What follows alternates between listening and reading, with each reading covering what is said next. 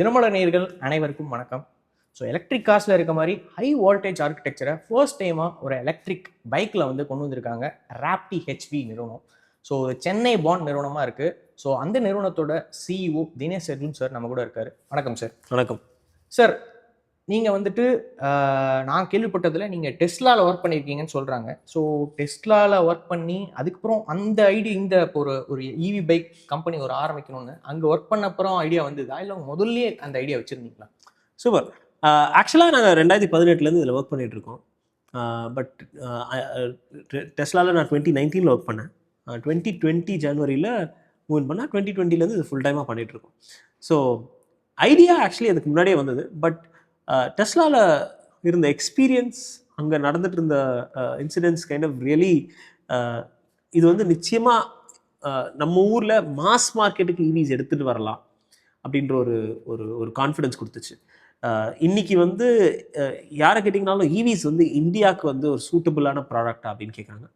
But அங்கே work பண்ணும்போது தான் தெரிஞ்சது better than any other country நம்ம ஊருக்கு EVs are much better fit. நம்ம ரோடுக்கு நம்மளோட ரிக்குவயர்மெண்ட்டுக்கு EVs become a bigger fit அப்படின்ற ஒரு ஒரு ஒரு கான்ஃபிடன்ஸ் வந்துச்சு. Okay sir. சார் நீங்கள் இது வரைக்கும் கடந்து வந்த பாத் பற்றி சொல்லுங்கள். அதுவும் இல்லாமல் நீங்கள் வந்து எங்கே படிச்சிங்க? ஸோ உங்களுக்கு எப்படி ஆப்பர்ச்சுனிட்டி கிடைச்சது டெஸ்லாவில் பண்ணுறது? சூப்பர். ஃபர்ஸ்ட்லி நாங்கள் 4 கோஃபவுண்டர்ஸ். ஸோ 4 பேருமே ஃப்ரம் சென்னை. நான், கீர்த்திவாசன் அண்ட் கார்த்திக், நாங்கள் 3 பேர் வந்து மட்ராஸ் டெக்னாலஜி குரோம்பேட் கேம்பஸில் படித்தோம். புனித்குமார் வந்து இஸ் ஃப்ரம் என்ஐடி திருச்சியில் படித்தார். நாங்கள் 4 பேர் சேர்ந்து தான் இதை ஆரம்பித்தோம். ராப்டி பற்றி ரொம்ப சிம்பிளாக சொல்லணுன்னா, ராப்டி வந்து இன்னொரு எலக்ட்ரிக் மோட்டர் சைக்கிள், இன்னொரு வண்டி பண்ணணும் அப்படின்றது எங்களோட எங்களோட ரிக்குவயர்மெண்ட் இல்லை. நாங்கள் எதுக்காக ராப்டி ஆரம்பித்தோம் அப்படின்னு பார்த்தீங்கன்னா, இன்றைக்கி எலக்ட்ரிக்கில் ஸ்கூட்டர்ஸ் நிறையவே இருக்குது. ஆனால் மோட்டர் சைக்கிள்ஸ் எதுவுமே இல்லை.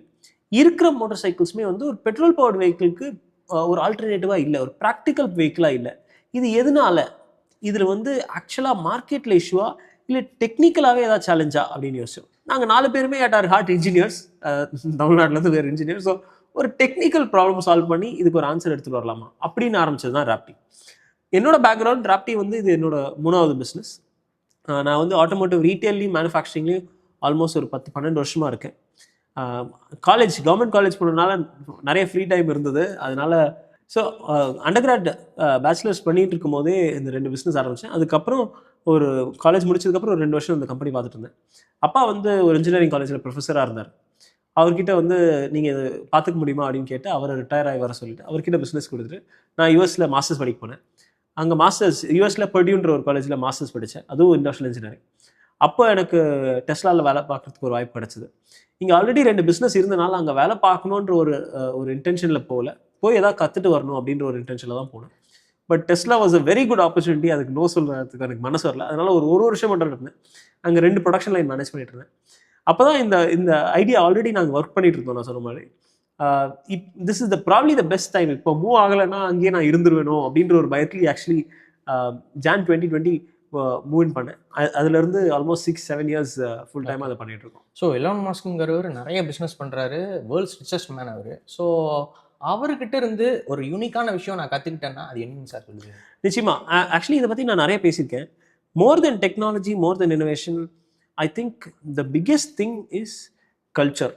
இன்றைக்கி வந்து கார்ப்பரேட் லைஃப்ன்றது ரொம்ப ஒரு ஸ்டாண்டர்டைஸ்டு ஐட்டம் ஆகிடுச்சு. நீங்கள் இந்த day and age even in 2025 நீங்கள் ஒரு இன்றைக்கி இருக்கிற எக்ஸ், அதாவது ஃபார்மலி ட்விட்டர், ஆர் இன்றைக்கி இருக்க டெஸ்லா ஆர்கனைசேஷனில் போனீங்கன்னா work culture is significantly different. அந்த ஒர்க் கல்ச்சர் மட்டுமே இனோவேஷன் எடுத்துகிட்டு வர முடியும் அப்படின்றது இன்றைக்கி ஐ ட்ரூலி பிலீவ். அண்ட் அதுதான் that was my biggest takeaway from Tesla. நான் 2019 ஒர்க் பண்ணும்போது அங்கே 40,000 பேர் இருந்தாங்க. 40,000 பேருமே வந்து நாங்கள் வந்து இந்த கம்பெனி இல்லைன்னா மேன்கைண்டே இஸ் அட் ரிஸ்க் அப்படின்ற ஒரு ஒரு விஷனில் ஒர்க் பண்ணிட்டு இருக்காங்க. எனக்கு ஈலான் மஸ்க் பிடிக்குதோ இல்லையோ அதெல்லாம் வந்து செகண்டரி. ஆனால் டெஸ்லான்ற ஒரு company is very critical for mankind's existence.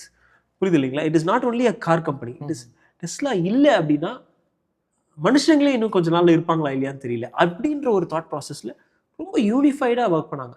எவ்வளோ சம்பாதிக்கிறாங்க, எவ்வளோ நேரம் வேலை செய்கிறாங்க, அதெல்லாமே செகண்டரி. ஸோ அந்த விஷன் அவ்வளோ பெரிய கம்பெனியில் இன்றைக்கி நான் ஒரு 25 people ஸ்டார்ட் அப் நடத்துகிறேன்னு வச்சுக்கோங்க. அந்த ஒரு டிரைவ் எடுத்துகிட்டு வரது ரொம்ப easy. We can bring youngsters and we can but ஒரு 40,000 பேர் ஒர்க் பண்ணுற கம்பெனியில் அப்படி ஒரு யூனிஃபைட் விஷன் எப்படி இருக்குது?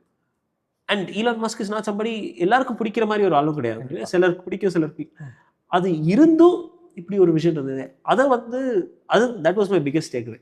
ஓகே, இப்போ நீங்கள் ராப்டி T30 வந்து லான்ச் பண்ணியிருக்கீங்க. ஸோ இதில் வந்துட்டு காரில் இருக்க மாதிரி ஹை வால்டேஜ் ஆர்கிடெக்சரை ஃபர்ஸ்ட் டைமாக ஒரு கம்பெனி நீங்கள் கொண்டு வந்திருக்கீங்க. ஸோ இதில் வந்துட்டு இது எப்படி ஒரு நார்மலாக ட்ரெடிஷ்னல் இவிஸில் லோ வால்டேஜ் ஆர்கிடெக்சர் பயன்படுத்துகிறாங்க, எப்படி இந்த ஹை வால்டேஜ் ஆர்கிடெக்சர் கொண்டு வரணும் இந்த 2-வீலர்லங்கிறது எப்படி உங்களுக்கு அந்த பாயிண்ட் ஆஃப் ஐடியா எப்படி வந்துச்சு? நிச்சயமா. ஸோ நான் முதல்ல சொன்ன மாதிரி ஃபர்ஸ்ட் இட் வாஸ் திஸ். இது இங்கே ராப்டியில் நடக்கிறது எதுவுமே ஒரு சிங்கிள் பர்சனோ, இன்ஃபேக்ட் நாங்கள் 4 கோஃபவுண்டரும் மட்டும் பண்ணது கிடையாது. இதில் ஆல்மோஸ்ட் ஒரு இன்னைக்கு மட்டுமே ஒரு 150 பேர் இருக்காங்க. But as interns and full timers almost ஒரு 200-250 பேர் உள்ளே வந்துட்டு வெளியில் போயிருக்காங்க. So it is a collaborative effort தான். எதனால சொல்கிறேன்னா, நாங்களும் வந்து எடுத்த உடனே ஹை வோல்டேஜ் தான் ஆன்சர்ன்னு ஆரம்பிக்கல. நாங்களும் இன்னைக்கு எப்படி மிச்சவங்க எல்லாருமே அந்த லோ வோல்டேஜ் ஆர்கிடெக்சரில் இருக்காங்களோ அதே இதில் தான் ஆரம்பித்தோம். நாங்களும் இனிஷியலாக ரொம்ப முதல்ல பார்த்தீங்கன்னா ஃபஸ்ட்டு ஒரு பேட்டரிஸ் இம்போர்ட் பண்ணி பார்த்தோம். இருக்கிற ஹார்ட்வேர் என்ன இருக்குதுன்னு பார்த்து அசம்பிள் பண்ணோம். பட் அப்போ தான் அந்த புரிஞ்சது, இந்த டெக்னிக்கலி அந்த காம்பனன்ட்ஸ் அந்த ஆர்கிடெக்சர் வந்து ஒரு நல்ல ப்ராடக்ட் கொடுக்கல. கஸ்டமருக்கு வந்து ஆர்கிடெக்சர், வோல்டேஜ் இதெல்லாம் வந்து கவலையே கிடையாது. ஓகேங்களா, வண்டி எப்படி பெர்ஃபார்ம் பண்ணுது. இன்றைக்கி நான் ஒரு எலக்ட்ரிக் வெஹிக்கிள் ஒரு கஸ்டமரை வாங்க சொல்லணும் அப்படின்னா, அவங்க ஆல்ரெடி ஓட்டிகிட்டு இருக்கக்கூடிய வெஹிக்கிளை விட இது பெட்டராக பர்ஃபார்ம் பண்ணணும். ஒரு அப்கிரேட் மாதிரி ஒரு ஃபீல் பண்ணணும்.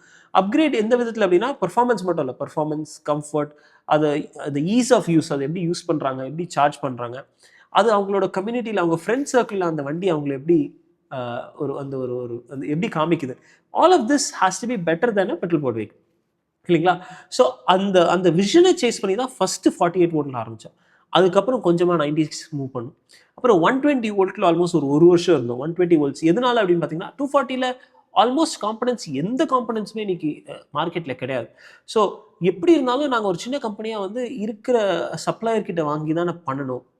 ஒரு கஸ்டமைஸ்டாக பண்ணால், இன்றைக்கி இருக்கிற நிறைய கம்பெனி கஸ்டமைஸ் டெக்னாலஜி பண்ணாலுமே வந்து அதுக்கான சப்ளை செயின் இருக்கிற வச்சு தான் யூஸ் பண்ண முடியல. ஏன்னா அதனால் அந்த 120ல் ரொம்ப நாள் இருந்தோம்.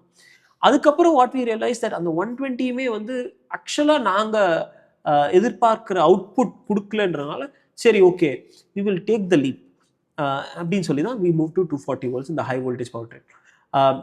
இதில் இன்னொரு விஷயம் என்ன அப்படின்னு பார்த்தீங்கன்னா, எக்ஸிஸ்டிங் பார்ட் வச்சு பண்ணணும்னா யார் வேணால் பண்ணலாம். இன்னைக்கு நிறைய amazing players like TVS, Bajaj, Royal Enfield மாதிரி amazing companies they've done. Actually Indian இண்டஸ்ட்ரிக்கு அவ்வளோ பண்ணியிருக்காங்க. நம்ம வந்து அவங்களை ஒரு ஆட்டோமொபைல் கம்பெனியாக தான் பார்க்குறோம் ஆக்சுவலி. பட் குளோபலி பார்த்தீங்கன்னா அவ்வளோ டெக்னாலஜி எடுத்துகிட்டு வந்திருக்காங்க. Over last 20 years incredible stuff they've done. So அவங்கள விட நம்ம வந்து டிஃப்ரெண்ட்டாக பண்ணால் மட்டுமே நம்மளுக்கு ஒரு பொசிஷனிங் எடுத்துகிட்டு வர முடியும். கண்டிப்பாக.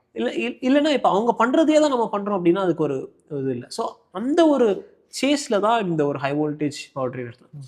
Incidentally it also became the best for customer also. Okay, கஸ்டமருக்கு வந்து ஒரு ப்ராடக்டாக எப்படி எடுத்துகிட்டு வரலாம், அந்த ப்ராடக்ட் எப்படி ஒரு சுப்பீரியர் ப்ராடக்டாக இருக்கும் அப்படின்றது. So it's not an easy thing to develop a electric two wheeler as a ஸ்டார்ட் அப்பாக நம்ம பார்க்கும்போது it's not a easy thing. So இந்த 6 long years வந்துட்டு இந்த மோட்டார் சைக்கிளை கொண்டு வரதுக்கு நீங்கள் ஹார்ட் ஒர்க் பண்ணி இவ்வளோ தூரம் கொண்டு வந்திருக்கீங்க. ஸோ இதில் நீங்கள் மேஜராக ஃபேஸ் பண்ண சேலஞ்ச் என்ன சார், ஹை வோல்டேஜ் ஆர்கிடெக்சர் மாறுறதுக்கான சேலஞ்ச்? நிச்சயமா. ஸோ ஃபஸ்ட்டு வந்து ஆப்வியஸ்லி இது வந்து இந்த டெக்னாலஜி வந்து இனிஷியலாக ஆரம்பிக்கும் போதே பார்த்தீங்கன்னா, technology is not something that is very available in India. அது எப்படின்னு சொல்லணும்னா, நாட் ஃப்ரம் ஒரு மெட்டீரியல் பாயிண்ட் ஆஃப் வியூ இல்லை. இப்போ டேலண்ட்டே வந்து அன்ஃபார்ச்சுனேட்லி நம்மளுக்கு இருக்கிற சாஃப்ட்வேரில் இருந்த ஆப்பர்ச்சுனிட்டிஸ்னால எல்லாருமே அந்த சாஃப்ட்வேர் சேஸ் பண்ணி ஆல்மோஸ்ட் ஒரு 20 வருஷமாக 2000லேருந்து 2020 வரைக்கும் எல்லாருமே அதை சேஸ் பண்ணி போயிட்டாங்க. ஸோ எலக்ட்ரானிக்ஸ் அப்படின்றதுக்கு ஒரு ஹெரிட்டேஜோ ஒரு பேக்ரவுண்டோ நம்ம ஊரில் இல்லை. ஸோ ஃபஸ்ட்டு கொஸ்டின் வந்து நம்ம மக்களுக்கு, ஈவன் எங்களுக்கே வந்து நம்மளால் பண்ண முடியுமா, இந்தியாவில் இந்த மாதிரி ஒரு கேப்பபிலிட்டி வச்சு எடுத்துகிட்டு வர முடியுமா, அதை எடுத்துகிட்டு வந்தால் அதை வந்து ப்ரொடக்ஷனைஸ் பண்ணி கஸ்டமருக்கு டெலிவர் பண்ண முடியுமா. இதே ஒரு மெக்கானிக்கல் காம்பனன்ட், ஒரு சேசி ஃப்ரேம் அப்படின்னு வச்சுக்கோங்களேன், ஒரு கான்ஃபிடன்ஸ் இருக்குது, நம்மளால் நிச்சயமாக பண்ண முடியும். இது என்னடா மெட்டல் தானே. பட் அதே எலக்ட்ரானிக்ஸில் அந்த கான்ஃபிடன்ஸ் இல்லை. ஸோ அந்த கான்ஃபிடன்ஸ் பில்ட் பண்ணி அதுக்கான டீம் உருவாக்குறது was the biggest challenge. Incidentally we got amazing talent. We realise that not only in India, even in Tamil Nadu we had amazing people who are really interested, நாங்களும் பண்ணணும். But அவங்களுக்குமே அந்த ஒரு hesitation இருந்தது. இது நம்ம பண்ணிடலாம், டிசைன் பண்ணிடலாம், பட் ஓடுமா, வண்டியில் போட்டு விற்க முடியுமா அப்படின்றது. அது வந்து ரொம்ப நாளாவே இருந்தது. ஆக்சுவலி நாங்கள் ஆல்மோஸ்ட் ஒரு 2025 வரைக்குமே, ஐ வுட் சே 2025 மிட் வரைக்குமே வந்து நாங்கள் ப்ராடக்ட் லான்ச் பண்ணதுக்கப்புறமே வந்து இது ஒரு இந்தியன் டெக்னாலஜி மக்கள் நம்பி வாங்குவாங்களா அப்படின்ற ஒரு இன்னைக்கு வந்து we been able to prove otherwise. இது ஒன்று. ரெண்டாவது, ஆட்டோமோட்டிவ் இண்டஸ்ட்ரி அப்படின்னு பார்த்தீங்கன்னா பிகாஸ் ஆஃப் வேரியஸ் ரீசன்ஸ், நான் குறையா சொல்ல, but because of various reasons ரொம்ப ஒரு ரிஜிடான ஒரு ஈகோசிஸ்டம். Very few suppliers. அந்த சப்ளையர் ஆன்போர்ட் பண்ணணும்னா அவங்களுக்கு ஆல்ரெடி அந்த சப்ளையர் தெரிஞ்சிருக்கணும். எக்ஸிஸ்டிங் பிளேயர்ஸ்னால் பெரிய பிளேயர்ஸ். நீங்கள் என்னதான் ஒரு டெக்னாலஜி டிஃப்ரென்ஷியேஷன் எடுத்துகிட்டு வந்தாலும் அவங்க சப்ளையர் வந்து நான் ஏன் இந்த மாதிரி ஒரு சின்ன கம்பெனிக்கு சப்போர்ட் பண்ணணும், ஏன்னா அவங்களுக்கு ஆல்ரெடி நிறைய இது இருக்குது. ஸோ அந்த விதத்தில் வந்து எங்களுக்கு முன்னாடி வந்த கம்பெனிஸ் லைக் ஏத்தர்லாம் வந்து எங்களுக்கு முன்னாடியே வந்து ஒரு எஸ்டாப்ளிஷ் பண்ணனால எங்களுக்கு கொஞ்சம் ஈஸியாக இருந்ததுன்னே நினைக்கிறேன். ஏன்னா ஏத்தர்லாம் இப்போ எங்களுக்கே இவ்வளோ கஷ்டமாக இருக்குன்னா, அப்போ ஏத்தர் யாருமே இல்லாத போது ஃபஸ்ட்டு சப்ளையராக ஃபஸ்ட்டு ப்ராடக்ட் கம்பெனி நினச்சி பாருங்க, அவங்களுக்கு வந்து இன்னுமே கஷ்டமாக இருந்திருக்கும். கண்டிப்பாக ஒரு சின்ன கம்பெனிக்கு சப்ளை பண்ணுங்கன்னு சொல்ல வைக்கிறதே கஷ்டமாக இருந்திருக்கும். So that was secondly that was a challenge, ஒரு சப்ளையர் பேஸ். ஏன்னா நான் இப்படி ஒரு ப்ராடக்ட் டெவலப் பண்ணிட்டாலும் இதை வந்து குவாலிட்டியாக மாஸ் ப்ரொடக்ஷன் பண்ணி கொடுக்கணும். ஒரு 2 வண்டி ஒரு கராஜில் பில்ட் பண்ணுறது ஒன்று, பட் அதை மாஸ் ப்ரொடியூஸ் பண்ணி எடுத்துகிட்டு வரது இன்னொரு, இல்லைங்களா? ஸோ அதுக்கு it took us a lot of time. Third, obviously நாங்கள் எதிர்பார்த்ததை விட இது வந்து வெரி கேபிட்டல் இன்டென்சிவாக இருந்தது. நாங்கள் வந்து ஆல்ரெடி ஒரு ஒரு ஒரு 10-12 கோடியில் இந்த கம்பெனி பண்ணிட்டு வண்டி டெலிவர் பண்ண ஆரம்பிச்சிடலாம். டெலிவர் பண்ணதுக்கப்புறம் வண்டி I mean capital raise will be easy அப்படின்னு நினச்சேன். ஏன்னா நாங்கள் 4 பேருமே வந்து we are not from very big family businesses or anything, இல்லைங்களா? So capital was a constraint. இன்னைக்கு வந்து ஆல்மோஸ்ட் ஒரு 90 crores ரைஸ் பண்ணியிருக்கோம். இன்னுமே it is a difficult thing. But இன்னைக்கு நாங்கள் பண்ணுறது அந்த 6 years ஆஃப் க்ரோத் வந்து நிறைய பேர் பார்த்துருக்காங்க இல்லையா, நாங்கள் எப்படி ஸ்டார்ட் பண்ணோம். அந்த அந்த அந்த அதை ஃபாலோ பண்ணனாலே இன்னைக்கு வந்து நிறைய பேர் சப்போர்ட் பண்ண ரெடியாக இருக்காங்க. ஆக்சுவலாகவே பண்ணியிருக்காங்க. And they stuck to the same thing. வந்தோம், ஏதோ பண்ணோம், சரி இன்னைக்கு ஒன்று பண்ணுறோம், நாளைக்கு ஒன்று பண்ணோம்னு மாறல அப்படின்றனால இன்னைக்கு அந்த ஒரு ஃப்ரீடம் வந்து. But to get here it's been ஸ்ட்ரகிள்ன்றோடு இட் இஸ் பின் ஒரு ஜாலியான ரைடுன்னே சொல்லலாம். So low voltage architecture compare பண்ணும்போது ஹை வால்டேஜ் ஆர்கிடெக்சரில் என்னென்ன அட்வான்டேஜ் வந்து இருக்குது? ஸோ இது வந்து ஒவ்வொரு பீரியட் ஆஃப் டைம் எப்படி இருக்கும்? நிச்சயமாக. ஸோ சிம்பிளாக சொல்லணும் அப்படின்னு பார்த்தீங்கன்னா, இப்போது இன்னைக்கு ஒரு 10 வருஷத்துக்கு முன்னாடி எலக்ட்ரிக் கார் அப்படின்னு பார்த்தீங்கன்னா சின்னதாக ஸ்லோவாக ரேவாக தான் ஞாபகம் வரும். ஸ்லோவாக இருக்கும். பேட்ரி ஒரு 3 வருஷத்துக்கு ஒரு வாட்டி மாற்றணும். சார்ஜிங் வந்து எவ்ரிடே நைட் சார்ஜ் போட்டால் காலையில் ஒரு 50 கிலோமீட்டர் 60 கிலோமீட்டர் ஓட்டலாம் அப்படின்னு. இன்னைக்கு இருக்க எலக்ட்ரிக் கார் பார்த்தீங்கன்னா ஒரு பெட்ரோல் வண்டியை விட அப்கிரேடாக தான் பார்க்குறாங்க. இன்ஃபேக்ட் பிஎம்டபிள்யூலாம் பார்த்தீங்கன்னா மேக்ஸிமம் பிஎம்டபிள்யூ ஆல்மோஸ்ட் 60% எலக்ட்ரிக் தான் விற்குது. ஏன்னா ஆக்சுவலி எலக்ட்ரிக் கார் இன்னைக்கு ஒரு லக்ஸரி ஸ்டேட்மெண்ட்டாகவும் அந்த ரைடு கம்ஃபர்ட் ஸ்பீடு எல்லாமே ஒரு பெட்ரோல் வண்டியோட பெட்டர்ன்ற ஒரு இது வந்துச்சு. இன்ஃபேக்ட் பேட்டரியுமே வந்து லைஃப் டைம் பேட்டரி வாரண்டி அப்படின்ற கான்செப்ட்லாம் வந்துருச்சு. ஸோ இது வந்து எதனால கார் இண்டஸ்ட்ரி நடந்ததுன்னா இந்த ஆர்கிடெக்சர் சேஞ்ச்னால. ஸோ கார் இண்டஸ்ட்ரி எப்படி பெட்ரோல்லேருந்து எலக்ட்ரிக் வந்து ஒரு சுப்பீரியர் ப்ராடக்ட் மூவ் ஆச்சு, அதே சேஞ்சை நாங்கள் 2 வீலர் இண்டஸ்ட்ரிக்கு எடுத்துகிட்டு வரோம். இன்னைக்கு இதனால கஸ்டமருக்கு டைரக்ட் பெனிஃபிட் என்னன்னா பர்ஃபார்மன்ஸ். ஒரு பெட்ரோல் வண்டியை விட ஒரு த்ரில்லிங்காகவும் மோர் ஃபன்னாகவும் ஒரு ரைட் எக்ஸ்பீரியன்ஸ் கொடுக்க முடியுது. இன்னைக்கு ஒரு 300cc மோட்டர் சைக்கிள் ஓட்டி பார்த்தீங்கன்னா அதை விட இது ஃபாஸ்டராக இருக்கும், அதை விட this is more fun to right. So in city it is even more fun to right. Number 1. Number 2, reliability. நீங்கள் வந்து சார்ஜிங் போட்டிங்கன்னா நாங்கள் எப்படி டிசைன் பண்ணியிருக்கோம் அப்படின்னா சண்டே நைட்டு ஒரு 1 hour to 1.5 hours சார்ஜ் பண்ணிங்கன்னா வீக் ஃபுல்லாக யூஸ் பண்ணலாம். 150 kilometre real world range. 150 kilometre வந்து ஒரு வாரத்தில் யூஸ் பண்ணக்கூடிய ரேஞ்ச். கண்டிப்பாக சிலர் நிறையாவும் யூஸ் பண்ணுவாங்க, சிலர் கம்மியாகவும் யூஸ் பண்ணுவாங்க. பட் ஆன் ஆவரேஜ் 150 கிலோமீட்டர் வந்து ஒரு வாரம் ஃபுல்லாக யூஸ் பண்ணக்கூடிய ரேஞ்ச்.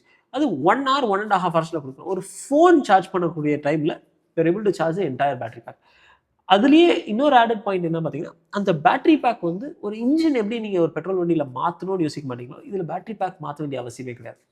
ஆல்மோஸ்ட் 8 வருஷம் வாரண்டி நாங்கள் கொடுக்குறோம். பட் 12 வருஷம் மினிமம் ஒரு வண்டியில் லாஸ்ட் ஆகணுன்ற ஒரு தாட் ப்ராசஸில் தான் பேட்டரியே நாங்கள் டிசைட் பண்ணியிருக்கோம்.